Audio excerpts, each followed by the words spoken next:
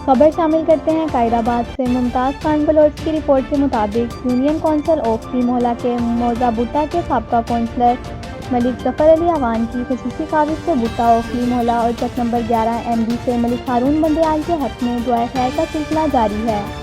चक number 11 MD से मुतअद्दिद बरादरी ने मलिक खुर्शीद बरादरी, चौधरी रियासत बरादरी, चौधरी सत्तार बरादरी ने मलिक ज़फ़र अली अवान और मलिक नवीद बंदेयाल के साथ मिलकर मलिक हारून बंदेयाल के हक़ में दुआए खैर दी और यूनियन कौंसिल आदि सरगल के चक नंबर 14 AMD से मलिक परवेज़ खोकर ने इनकी खुसूसी काविज़ से मलिक हारून बंदेयाल के हक़ में दुआए खैर दी।